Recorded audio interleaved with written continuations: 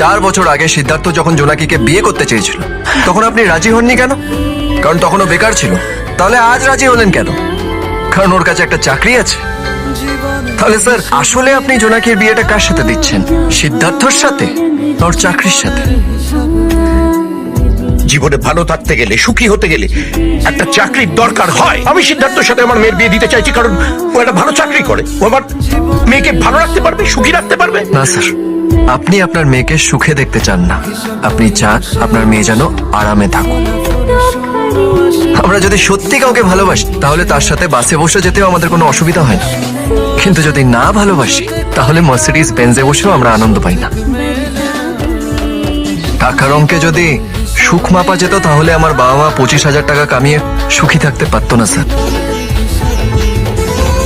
আপনি তো মাসে 1 লাখ টাকা কামান, তাহলে আপনাদের দুজনের মধ্যে এত দূরত্ব কেন? 4 বছর আগে সিদ্ধার্থ যখন জোনাকিকে বিয়ে করতে চেয়েছিল তখন আপনি রাজি হননি কেন? কারণ তখনও বেকার ছিল। তাহলে আজ রাজি হলেন কেন? কারণ ওর কাছে একটা চাকরি আছে। তাহলে স্যার আসলে আপনি জোনাকির বিয়েটা কার সাথে দিচ্ছেন? সিদ্ধার্থর সাথে, ওর চাকরির সাথে।